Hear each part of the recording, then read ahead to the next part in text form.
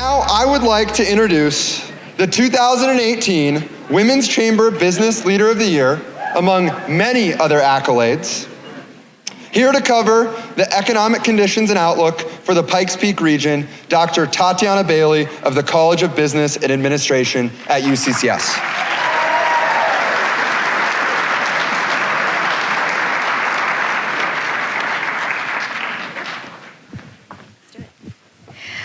Well, thank you to everyone.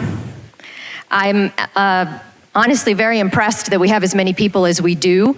I'm not sure I would be here if I didn't have to be, quite honestly, but I'm thrilled, I really am. And I'll mention this again, but Mayor Suthers was just telling me that some roads seem to be clearing up and opening up again. So you're doing okay by staying a little longer and maybe even staying at the happy hour. After all the slides I'm gonna show you, you're gonna need it, okay? So I'm gonna jump right in. Always first start with gratitude, right? Thank you so much to all of my sponsors. Here you have the platinum level sponsors, gold media sponsors, silver level sponsors. We have several new ones this year. And then my sustaining sponsors. So thank you sincerely. The forum would not exist without your level of support. So partially because of having Allison Felix, a true economist, as I call her. In the past, we've had people who have focused a little more on investments, with Wells Fargo economists, but having Allison really covering the national and the state enables me to focus on the local. So I'm really gonna focus on the city challenges and opportunities. I'm gonna show the usual data that I do, but intermingled in that, I'm gonna talk about the city challenges and opportunities. And by the way, Allison, just so you know, this is the first year ever I've had 2 female economists presenting at the forum. And just a wild coincidence, she's also a Michigan Wolverine. I don't know if you guys noticed that, right? Okay, so jumping right in, part of the reason that I decided to do this, economists are usually descriptive people, not prescriptive people. We just tell you what the data is showing. But I was kind of impressed during Q&A in the presentations I do throughout the year, how many people would say, well, what do you think's going on with affordable housing? Where do you think it's heading? Well, what's going on with workforce? Why do we have a lot of millennials who aren't working and so forth? So I decided to interpret some of the data the way that I see it, but more importantly, I talked to a lot of people in the community. I literally had dozens of meetings with individuals who were all very willing to talk to me about what they see as the major challenges and opportunities. Now, of course, the ones that I'm going to talk about are not exhaustive. We have more challenges and we have more opportunities, but here are the ones that came straightforward. So, in the studying that I've done over a couple decades, looking at other US cities, it's evident that when cities are faced with opportunistic growth, they either take off or they don't. There isn't a whole lot that's in between. So it's smart to step back and assess our challenges and opportunities so we can capitalize on the opportunities, right, and mitigate the challenges. So our challenge, thankfully, is not the lack of opportunities. We're currently at a huge advantage in that we're in a position of needing to accommodate growth. That's a plus. You can't say that about every part of the United States. Typically, I focus on the short term, but this time we're going to look at these challenges and opportunities and how they might form us for the next 5 to 10 years. So, what are the challenges I'm going to focus on? Well, number one, workforce. A lot of people in this room know that that's something that I've probably focused on the most since I've been here. Are we training for current and future jobs, and can people access that training? And Allison talked a little bit about that in the labor participation rate. Infrastructure, of course, especially transportation and how it's related to urban sprawl and our growth and our planning. Inequality and how that's kind of spills over to affordable housing. Environmental sustainability. We have 7.5 billion people on the planet. Environment is definitely front and center. And then making sure that our region has sufficient natural resources. Differing ideologies. I'm not sure I would have usually put this one up there, but every single person I talked to talked about the differing ideologies we have nationwide and also locally. And mostly with respect to, do we tax? And then how do we spend those tax dollars? Most, not all, Most cities have opportunities. You'll notice the red and the green, right? Very clever. High growth industries, the areas that are growing have high growth industries, right? For us, like tech and sports and so forth. The cities that are growing usually can define themselves by these high growth industries, and that's a really good thing because then they can attract the talent they need and more like or parallel businesses. The growing cities also have really good partnerships between business and government and education and training systems, right? And that's so that they can target their workforce training and make sure that we're training people and that they can access it.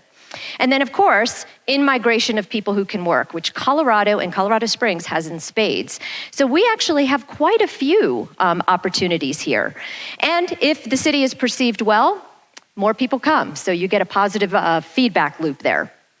So why do this? Why step back and assess this way? Well, information on where we've been is always interesting and sometimes helpful, but knowing where leaders and stakeholders are trying to take us really gives us a vision of what our own future and our kids' future is going to look like.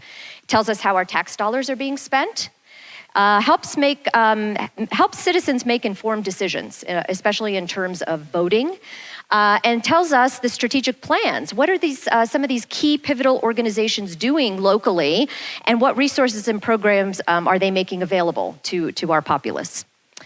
It also enables us to play a part in shaping our own city, right? And ensuring robust, sustainable growth. And a lot of the people in this room, even with the snow outside, are a lot of the people who make these decisions on where we're going to be going. We can make good short-term decisions in the context of long-term growth. And as one government official said, we can shape ourselves to be almost anything. We have so many assets that good visionary planning at this juncture can make us an almost one-of-a-kind city in the US and even in global terms. I thought that was so well said. And it reminded me of one of the very first meetings that I had here with Dick Celeste in 2014. And I asked him, why are you pushing so hard for this Olympic Museum? And he said, I've lived in a lot of different places, and this is the most under-leveraged city I have ever seen. And fast forward 5 years, and I think he's pretty happy with how things are going. So, as Allison mentioned, Denver ranked number 2 in 2019 as one of the best places to live by U.S. News and World Report. Colorado Springs, number 3. Here's a picture of Denver. Here's a picture of Colorado Springs. I don't know. I question their methodology. So, I'm going to jump in here and first talk about gross metropolitan product, okay? That is the same as GDP, but for a city, right? In this case, you'll see I have green. Lots of opportunity in our city. Here are the growth rates going back to 2007. We are the blue line. Colorado is the red line. US is the dotted line. And you can see that it was 2016 when we started to outperform the nation. And then in 2017, we actually outperformed the state of Colorado. And ever since then, we've been sort of in between, but I'm pretty happy with that. That's outpacing US growth and a lot of other good things going on.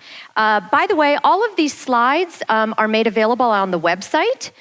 So anything that I go through kind of quickly, don't worry, you can access it, you can print it, you can do whatever you'd like to do with it, and it'll be at uccseconomicforum.com. So the forecasts up in the box up at the top show a moderating growth rate for all 3 regions, the US, Colorado, and Colorado Springs, with us again kind of hovering in between. It is looking like a slower growth rate, as Allison mentioned, for the next couple of years, probably 1.8, 1.7 for 2020. Now, when we compare ourselves to some other Colorado cities, you can see here that in 2017, our GMP growth rate was 3.3%, about the same as Boulder and Denver, and higher, as I mentioned, than the US at 2.1%. The reason I don't have 2018 GMP growth rates is really because of the government shutdown. All of the data has been delayed. Had I known that, I probably would have pushed this into January and it would have been 70 degrees, right? But we will be getting that data in December, and I'll update that information in the forum booklet that is also available online. If we compare ourselves to some other cities across the United States, you can see, again, Colorado Springs at the 3.3. Austin and Boise did outperform us. These are sort of our peer cities. And then we outperformed Huntsville and Salt Lake City.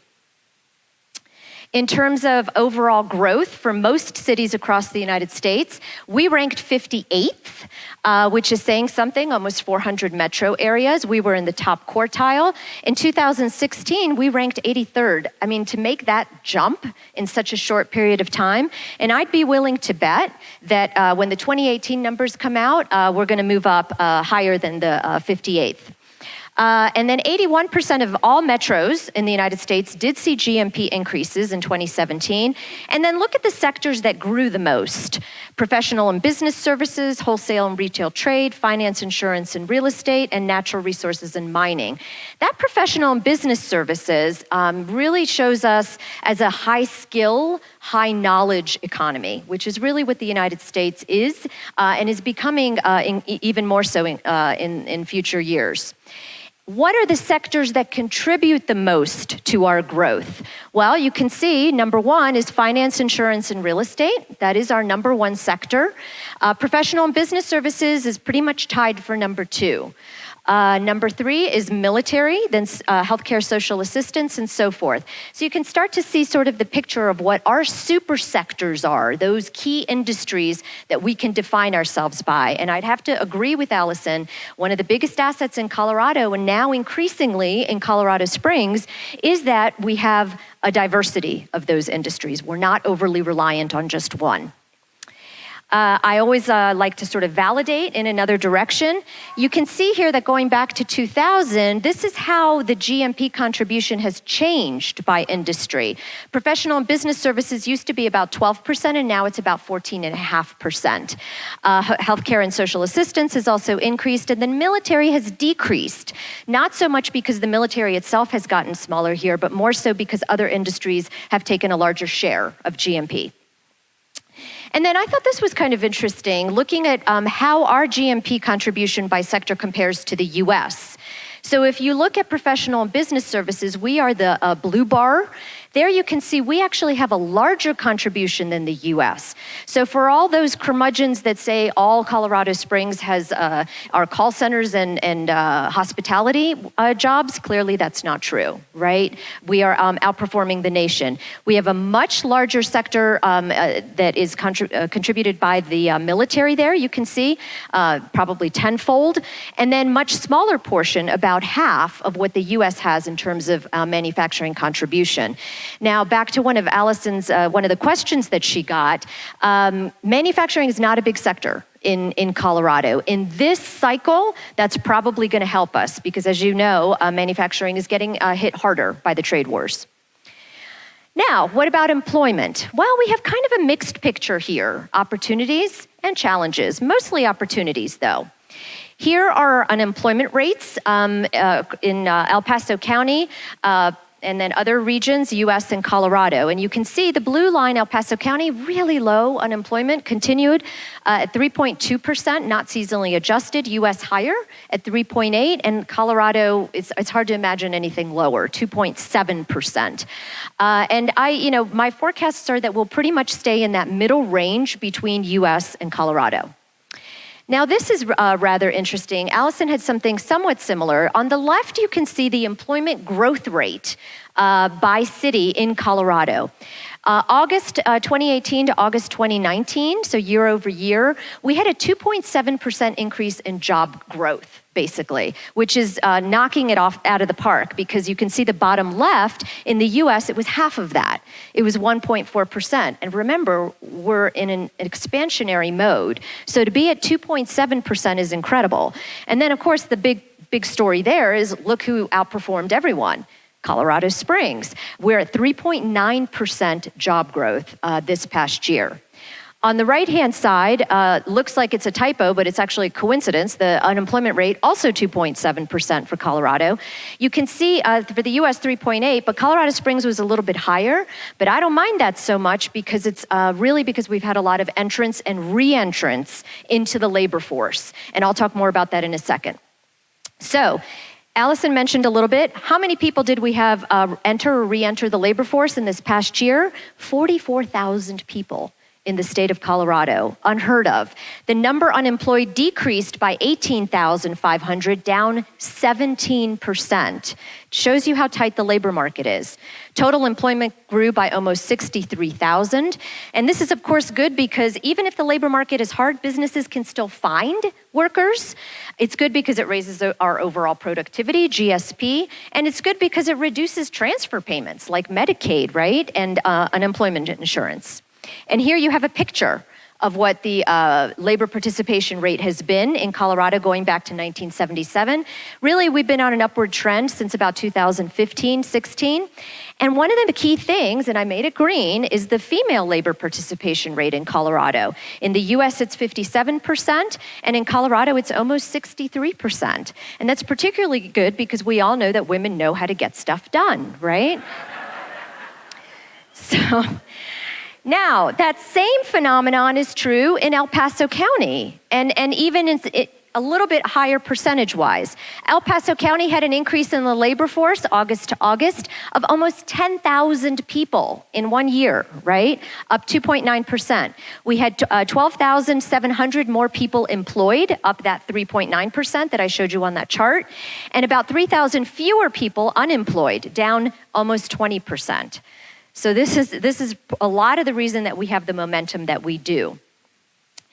This is what the labor force participation rate in El Paso County looks like going back to 2000. And look at that upward tick. My box shows you that we were just kind of keeping up with in labor force participation compared to the working age population increase, about 30%. But that's not even very good news because our labor participation rate historically has not been very good.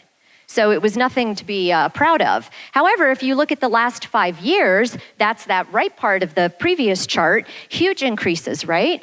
Increase in working age population of about 4%, and increase in the labor force of 13%. So there you have it.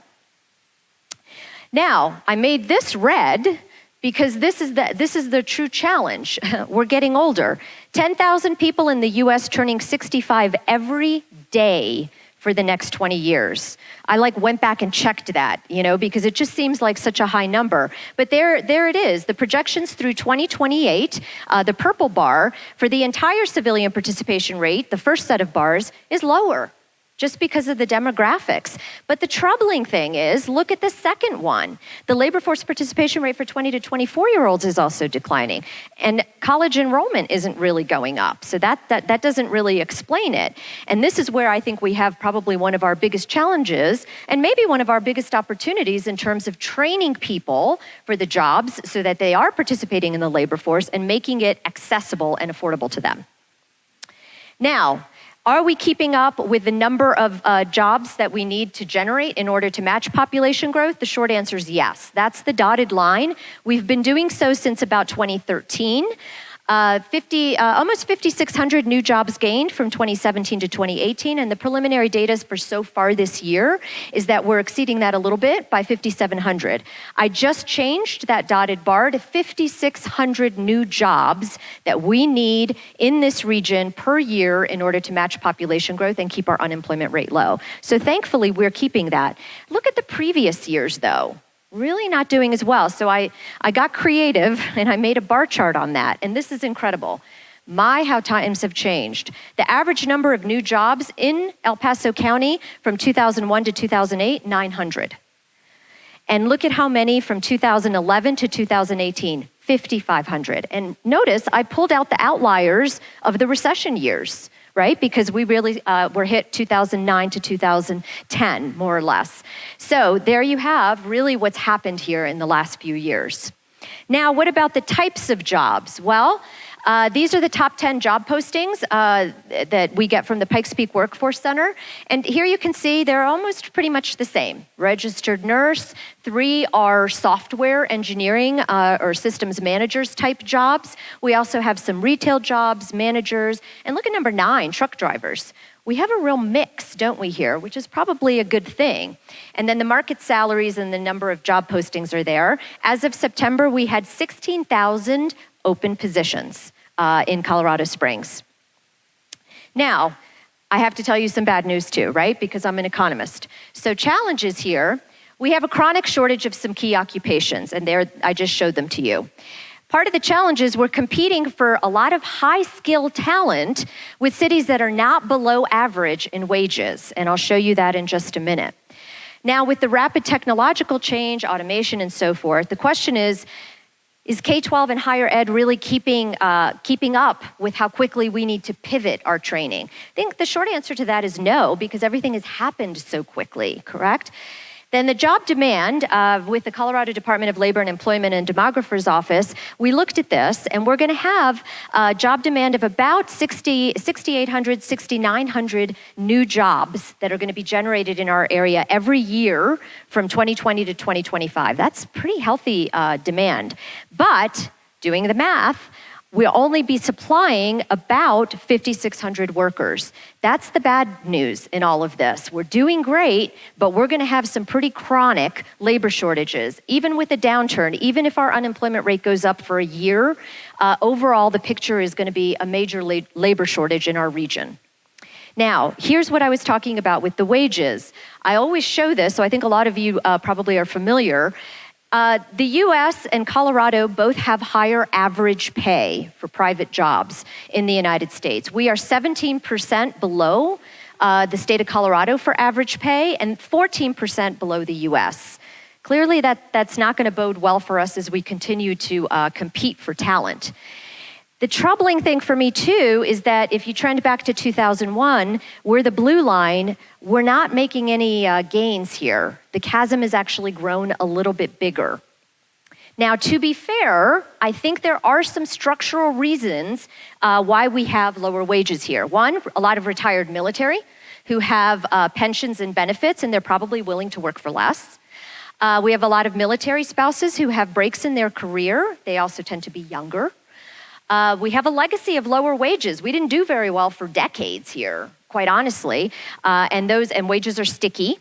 And we have a large hospitality sector, so that's going to pull down the average wage too. So some of this is structural, but I wouldn't necessarily use it as a beacon to say that we can stay where we are. Now, looking forward in terms of workforce challenges, we do have a pipeline issue. We have very low K-12 spending in Colorado. We spend about $2,200 less than the national average per pupil. We have a chronic teacher shortage because we do pay less than the US on average. And our SAT scores are not as high. And you think, well, how can that be? We're the second most educated state. Well, a lot of the reason is what the experts call the Colorado paradox. And it's the in-migration. It's the people who are moving here who have the high educational attainment level. So within the state of Colorado, something obviously needs to improve. We also have a pipeline issue in terms of higher education. We have increasing costs of higher education, especially four-year universities, reducing the supply of high-skilled workers. And I showed you earlier, we're going to need a lot of high-skilled workers nationally and locally. And then Colorado students pay too high a proportion of their tuition at public universities. My little chart at the bottom shows the average US person who goes to a four-year public university. The state covers about 71%, the US, they pay, the average student has to pay 47%, and in Colorado, 71% of that tuition. So obviously, Colorado students, are strained a little bit more to pay for higher ed. The other thing that I talked to some experts about, and I didn't really know this, is that the apprenticeships and internships, they all believe that, they need to increase at a faster pace. We are trying to make strides there, but Colorado has over 40 pieces of legislation tied to internships. So they're a lot more onerous than a lot of business owners are willing to sort of go through for that summer internship. So that needs simplification. Another thing I heard was that adult basic education could be better in Colorado as well. We need to get more workers off the sidelines. Adult basic education is non-credit, so adults can't get loans, and this is often the population that needs the loans. But I did find out in DC on the chamber trip a couple of weeks ago that Congress is trying to rewrite the Higher Education Act to make Pell Grants available for this shorter term training. We'll see if Congress does anything on that. Now, we also have some workforce opportunities though. And I'm just gonna sum these up quickly. We have a nice spread of jobs locally, right? We have high skill, middle skill, and low skill.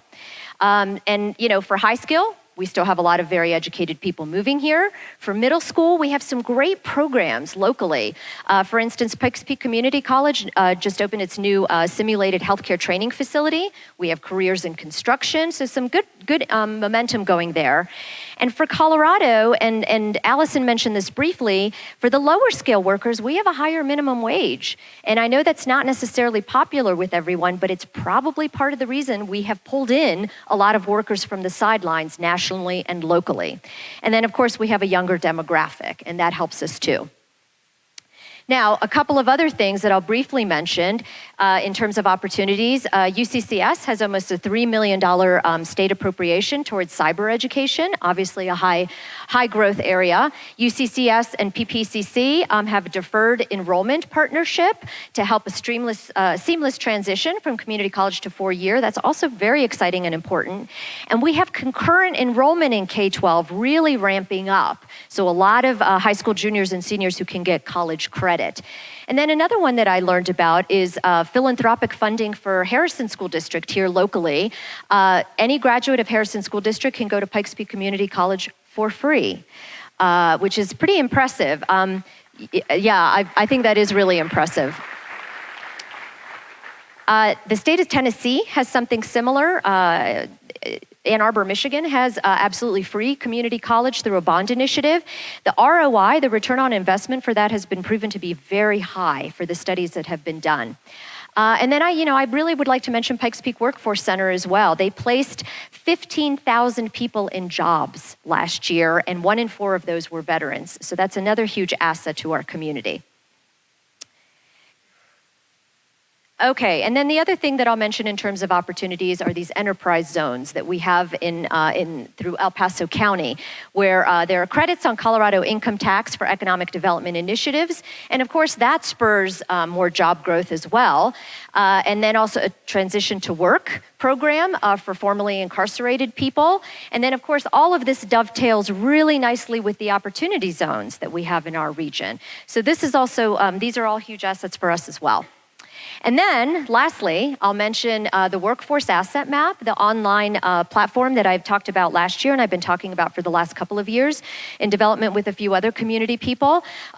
We just have had really, really good traction with it and a lot of interest in having a person who can be sort of like a workforce czar in our region. Someone who would go into the community and even into the schools and say, here are the high demand occupations. This is the type of training you need. This is how much you would make. Even information on who's hiring locally. And then this person would also work with the Pikes Peak Workforce Center, with the chamber and the city and so forth. So we're gonna hire a WAMbassador. Very cute name, and we hope to have this person online by the end of the year. We have solidified funding for 3 years. Now, what about the major sectors? So employment by sector in El Paso County, this is the same type of thing as GMP, but this is by employment, so number of people working. So healthcare and social assistance is the #1 employer, then the military, retail trade, accommodation and food, and professional and technical services. There you have it, our 5 super sectors. And this, by the way, in the trifold that you have and in the monthly dashboard that my sponsors get, going back to 2013, you can see all the sectors that have been growing. And in the bottom right, I show you how much increase we've had in employment. So for instance, construction from 2013 to 2019 has increased 52%, healthcare 31%, and so forth. So really, really healthy growth in these 5 super sectors. 92% of the new jobs occurred in these sectors if we also include finance and insurance. And tourism, right? That is where a lot of the accommodation and food growth is. I have to mention, we've had 23 million visitors this past year. They spent about $6.5 million a day in our region. Almost half of those were overnight trips, and that's a 7% increase over the year before. Overnight visitors now stay about 3.2 nights, whereas they used to stay 2.8. And all of the visitors generated about $100 million in taxes. And the beauty about this is this is only going to increase, right, with the new attractions that we have coming online. And then this is what the occupancy rate has looked like. And of course, this is really good news for the hotels that are coming online or that have just recently gone online for us. And then enplanements, it's turned out to be a very large advantage for us that we have as much land as we do around our airport.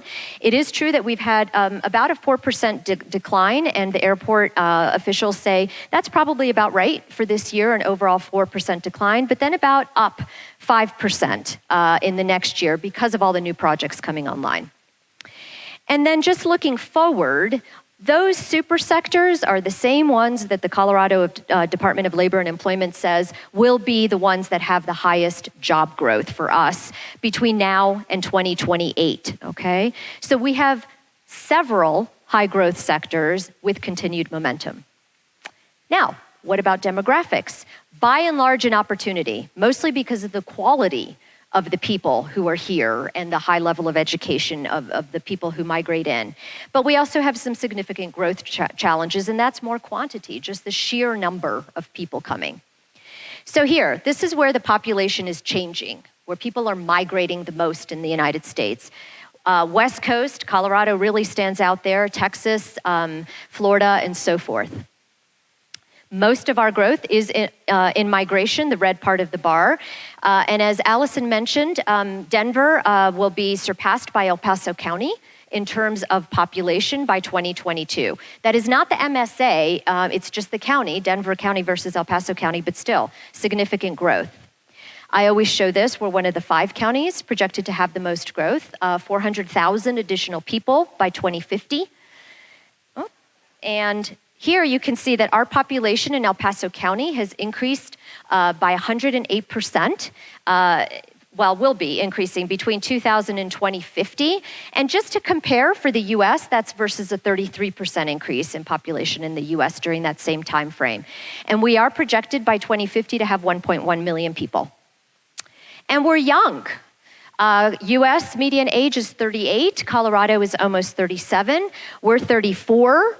And this is with latest data. Census Bureau obviously was not furloughed, but we're also young and good looking, right? Wouldn't you say? So I think it was in June, I was sitting at my desk, it's 6 o'clock at night, and a message in Outlook pops up, and it's from Sam, and he says, "Oh, look who I just met." And he sends me this picture. That's my daughter. I'm not even kidding. So she was an intern at Sparks Wilson, and they sent her to this networking event, and the names looked familiar, so they introduced each other. So there you have it, young people, and awesome. But Sam, I have to tell you, my husband saw this picture, and he doesn't think you should be MC next year. I'm really sorry.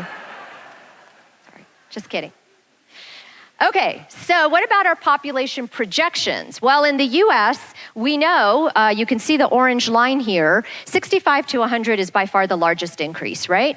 Decent increase in 30 to 49, and everything else is pretty much flat, right? So the demographic transition, the aging of the population, is very evident. Now look at it for El Paso County. Huge workforce opportunity. I have to stop saying huge, right? Huge. Okay, so here you have, the 65 to 100 for us also increasing, but look at the one that is even surpassing that. It's the 30 to 49-year-olds.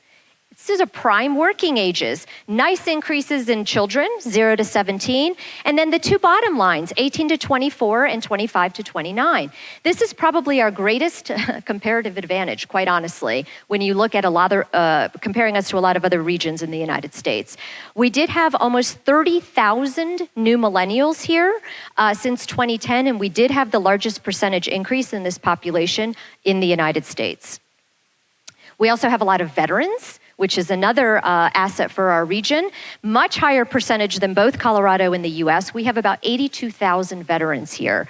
I think that's an advantage for a host of different reasons, but workforce, number one, right? And then we are and continue to be one of the most educated cities in the United States. You can see the US, 33% of people ages 25 plus have a bachelor's degree or higher. Colorado is a little bit higher than us, we're about 40%. But then if you look at some college or associate degree in the bottom right-hand corner, you can see that we even outperform the state of Colorado. And I think the military might have something to do with this, a lot of people with 2-year degrees or certifications. So we have an educated, hardworking population, but rapid population growth is also giving us some growing pains. I'm doing okay for time. All right, so infrastructure. I know this is going to be a downer. Colorado's population has increased 53% since 1990, while lane miles on the state's highway system have only increased 2%. That is not a typo. That is true, okay?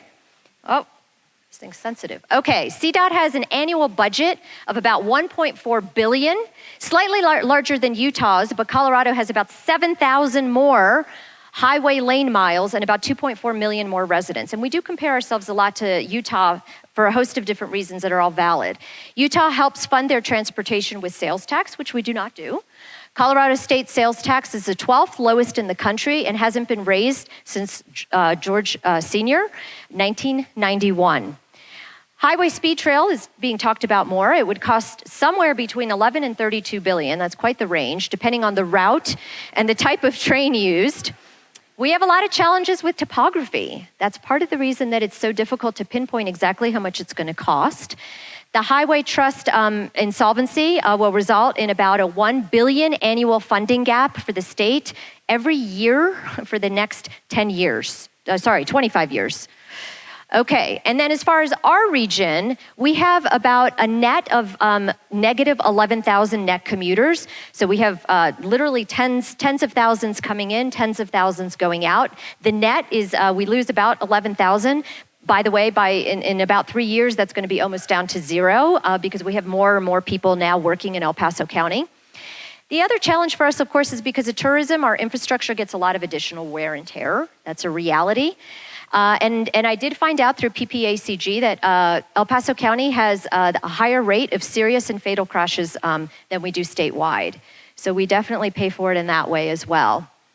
We have 2,000 centerline miles of roads in El Paso County, half of which are gravel. I had absolutely no idea. Other U.S. counties typically do get more revenue from property taxes. This is what I was told in my meetings, that can go towards roads. And of course, property taxes also help fund K-12. This was interesting. Colorado has 15 transportation planning regions called TPRs, which makes it a very fractured system, and not all of El Paso County is in one TPR. So, if we had a less fractured planning region system, it would enable us to be a bit more efficient and reap more economies of scale. That's what the experts tell me. All of the leaders I talked to about transportation said there's no way around it. We have inadequate funds. We are just not going to meet our needs. And we would probably need some type of bonding initiative. They all also stated that there are highly different ideologies on how to deal with transportation. Everyone thinks we need to do something, but the how we fund it is the problem.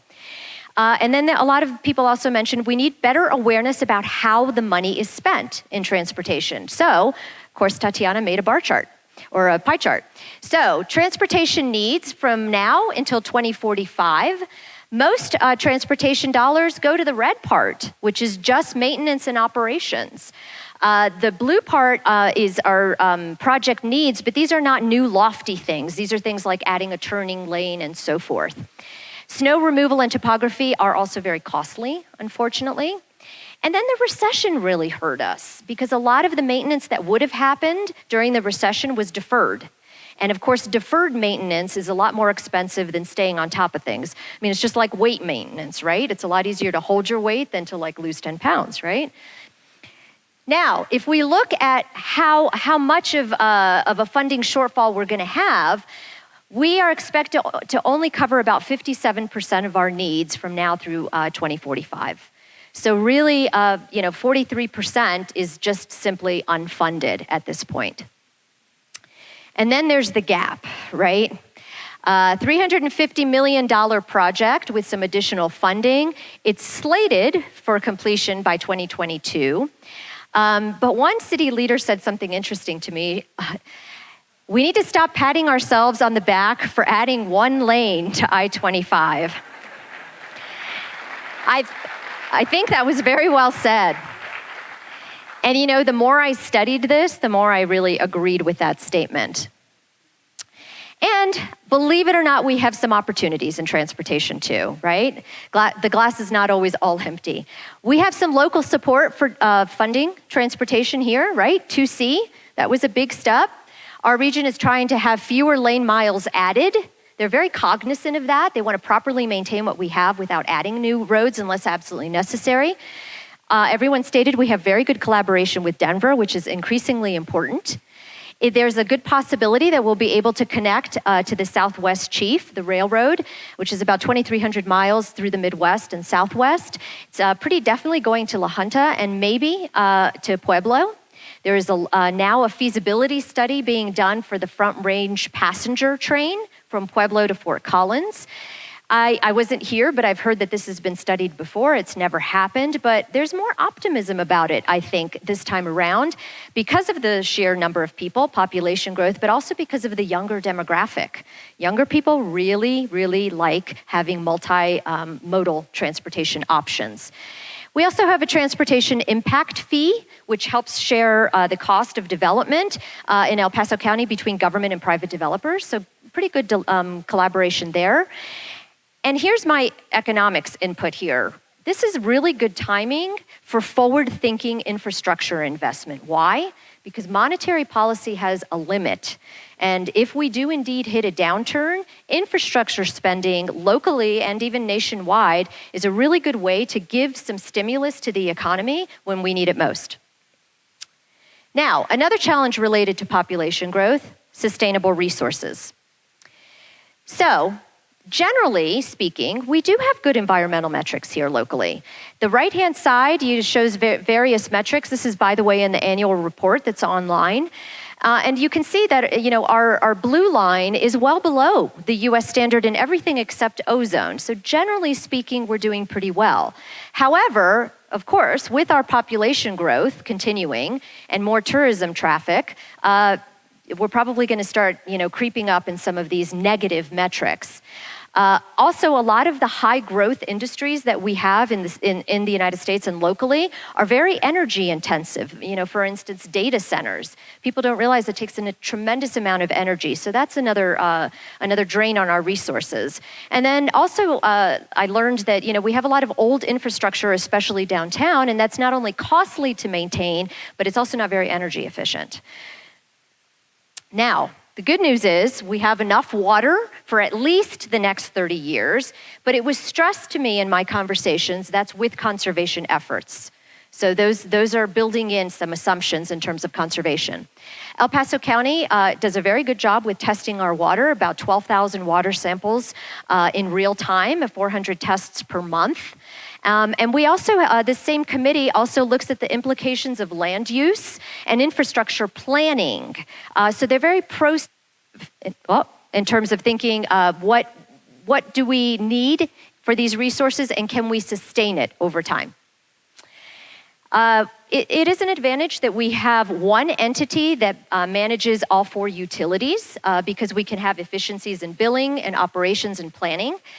And also, as we kind of spread out, if it turns out that infrastructure that we need is outside of the Colorado Springs Utilities area, they can also often help in bridging that gap. And sometimes that's also where annexation comes into play.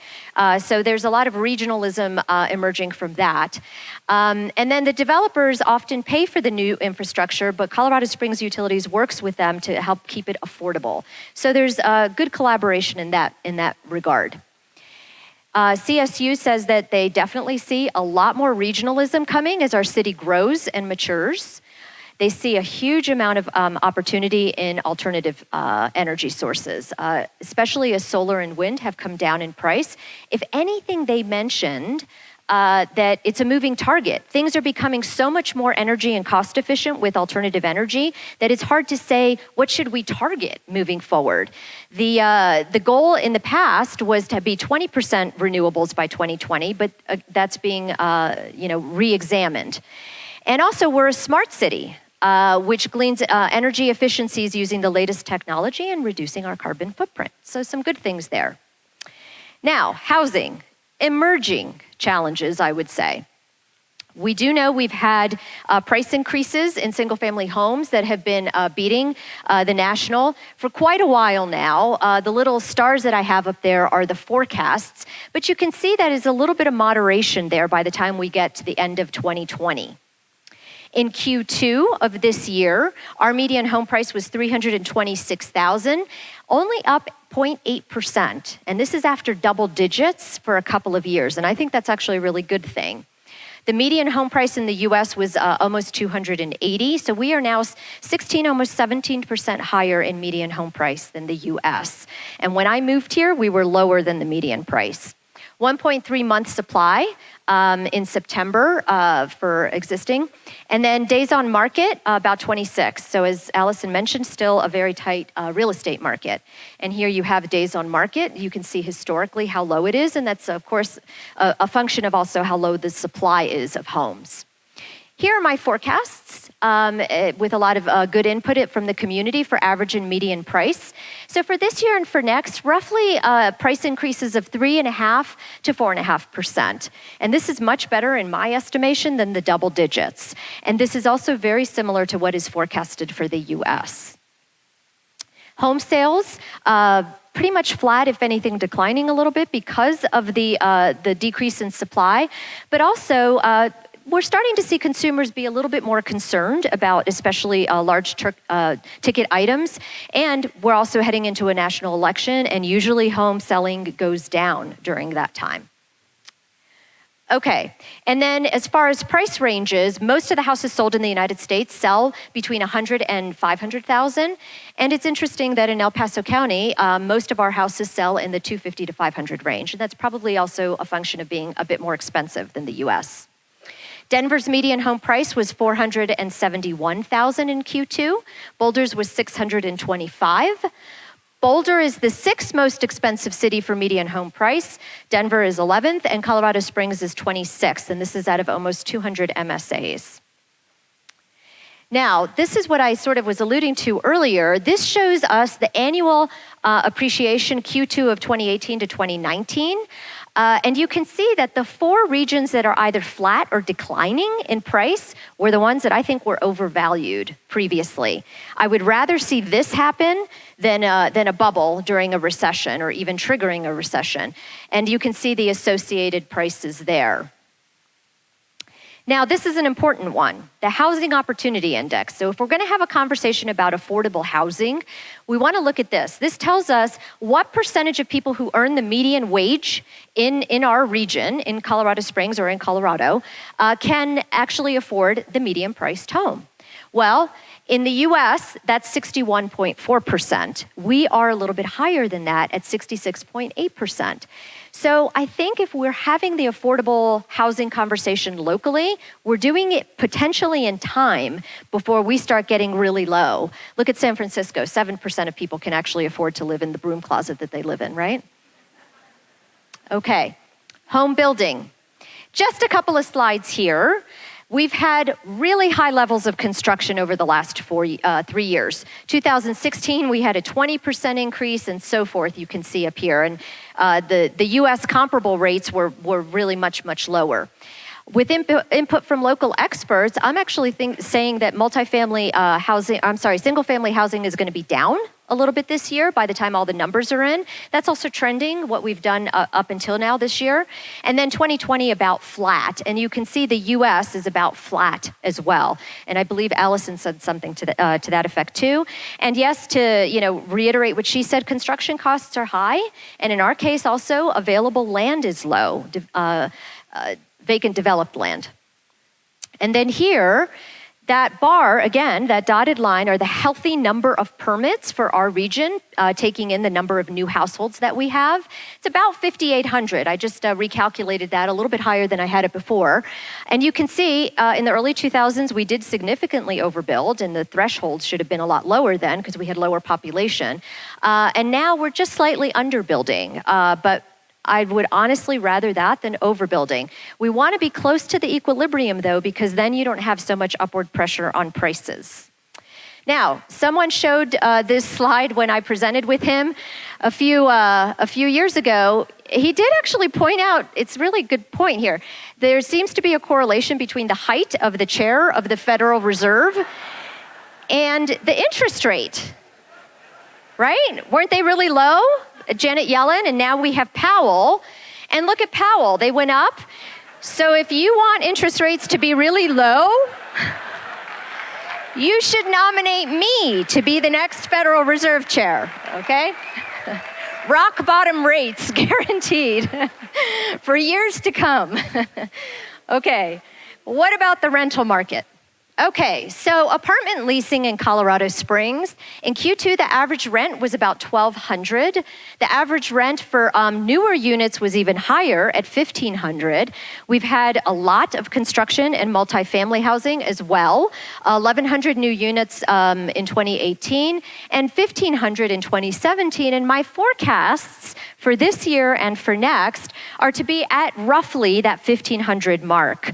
And the good news about that is that Housing and Urban Development looks at all of the metros in the area and assesses, are they soft, are they, too tight, or are they balanced? And our region is still, HUD is still saying that our region is very balanced.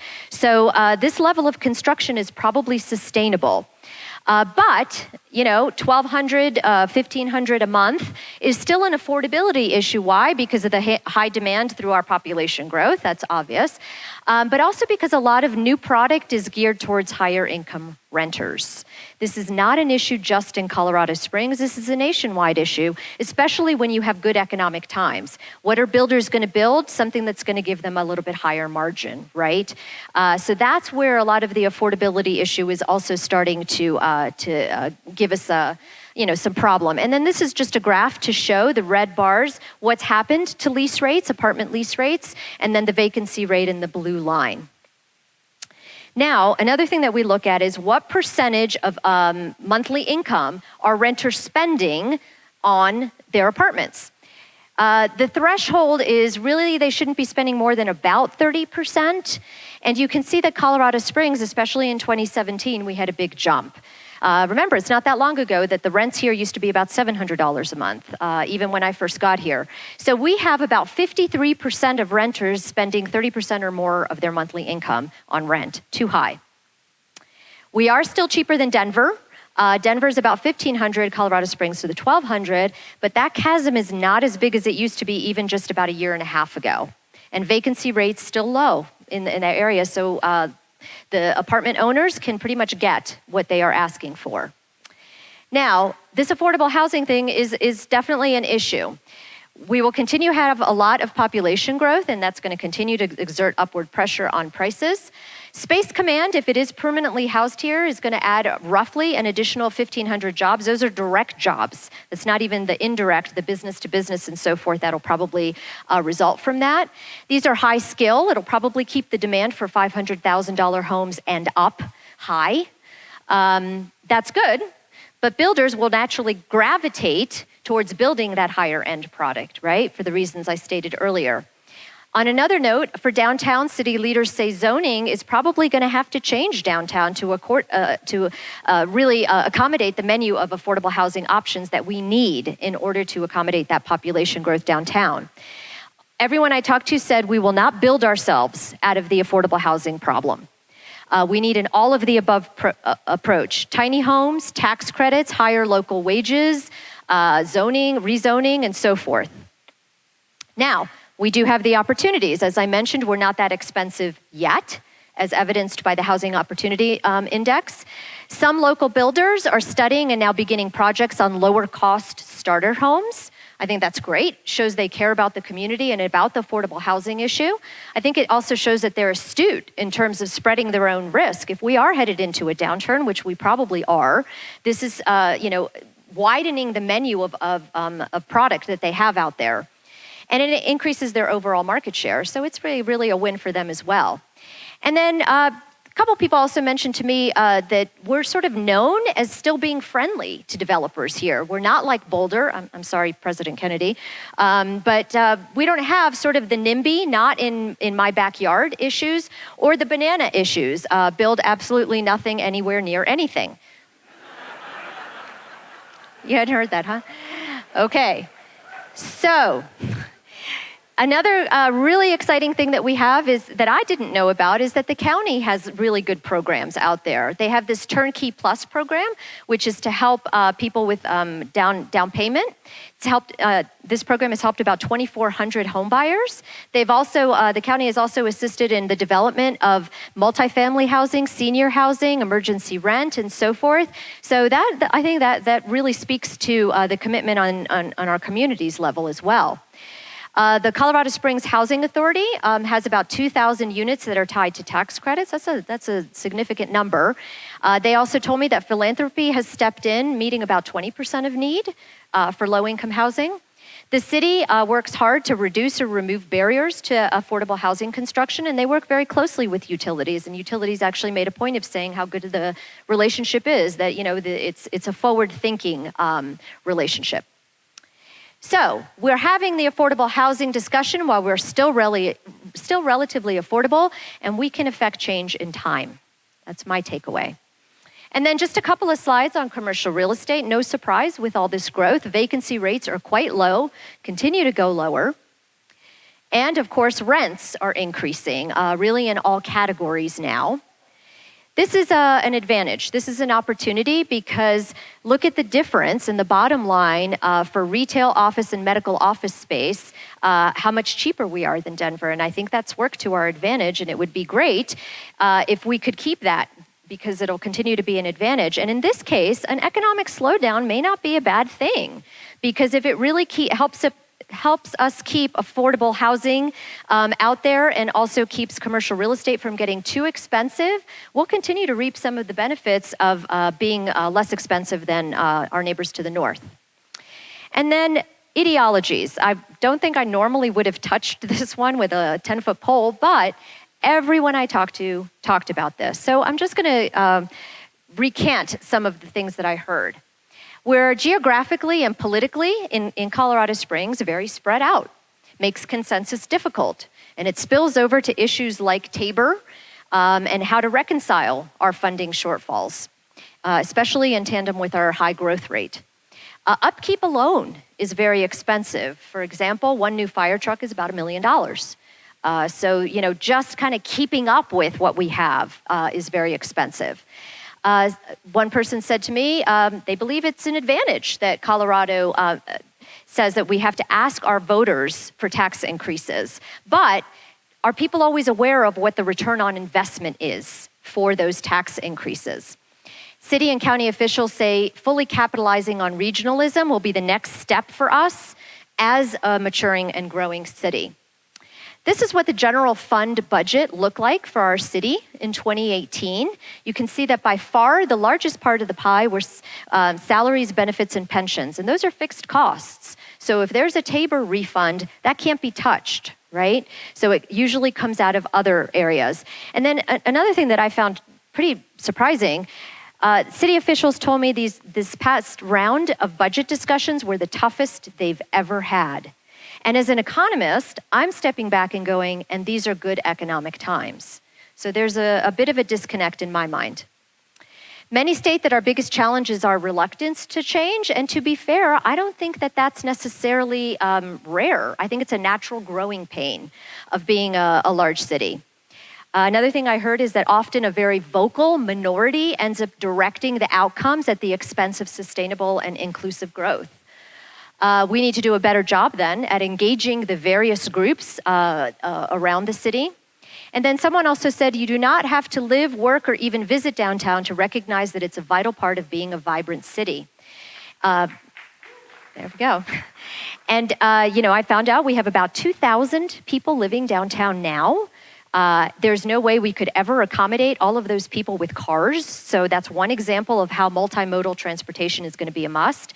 And then the goal, and actually in the pipeline, is about 1,000 units downtown by the end of next year.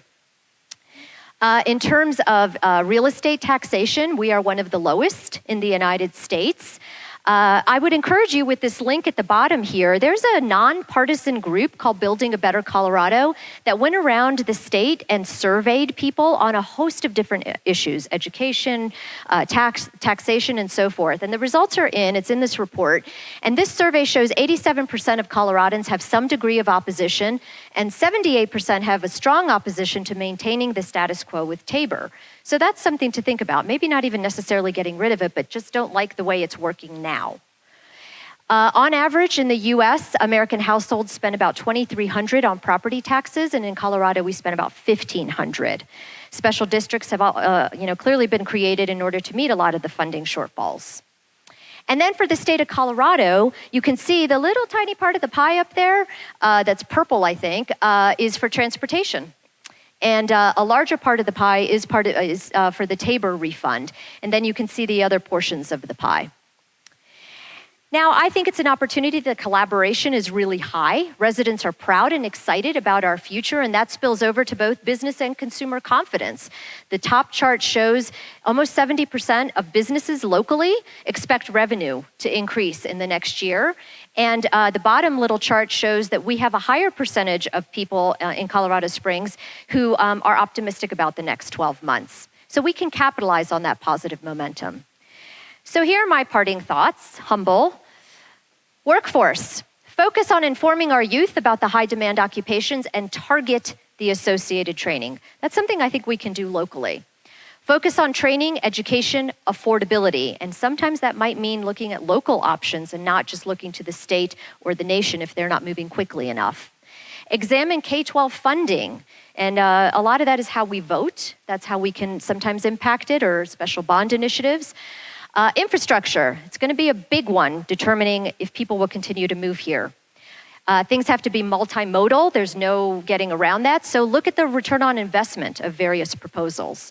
Regionalism will help this, and maybe we need to think about redefining our transportation planning regions. For affordable housing, of course, the pressures will only increase. We need to seize the moment. Probably need some rezoning, all of the above approach, but maybe we can define ourselves by our creativity and do it at this pivotal time. In terms of sustainability, we're really fortunate to have access to clean water for a while. We need to educate on conservation. The reality of climate change is not going away. That's a direct quote from someone I talked to, and regional collaboration will be key. Renewables are an opportunity, not only for the environment, but also in terms of job creation. If you look at what the projections are for new jobs coming online that are related to wind and solar. And then for ideologies, one person said, we will pay the price for waiting too long or moving too slowly with our major challenges. Maybe we can buck the national trend, the extreme partisanship, and we've been doing that locally on some key issues. Capitalize on and continue with our high collaborative spirit. This is my own bias here. Navigate by the data and what it's telling us. And then planning for the future is never a bad thing. So if you made it this far, you get a free drink during the happy hour. And again, I'll mention that the mayor said that the roads are actually getting better with time. So if you're able to, please stay. But now we are going to have a little Q&A here with various community leaders. So thank you. For our favorite economist. Thank you, Sweetie. Thank you.